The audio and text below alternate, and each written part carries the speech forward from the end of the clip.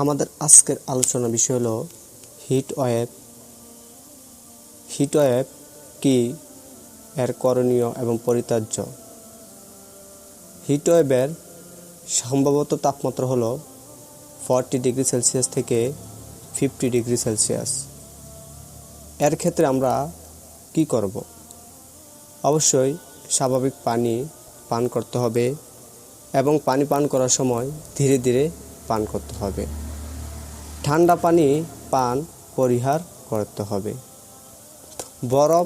বরফ পানি পুরোপুরি পরিহার করতে হবে। বর্তমানে মালয়েশিয়া, ইন্দোনেশিয়া, সিঙ্গাপুরে এই হিটওয়েভ চলছে।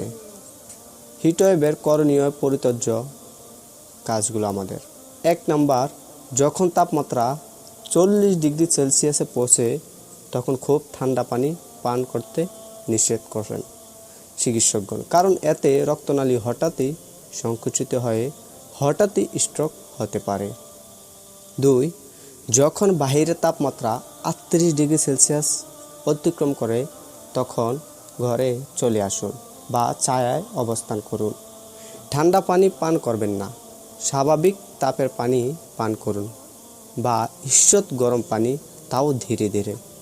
3, ঘরে এসেই হাত পা মুখ ধুবেন না। হাত মুখ ধোয়ার আগে একটু অপেক্ষা করুন, দেহকে ঘরের তাপের সাথে খাপ খেতে দিন। অন্তত আধা ঘন্টা অপেক্ষা করুন হাত মুখ ধোয়ার আগে বা গোসলের আগে।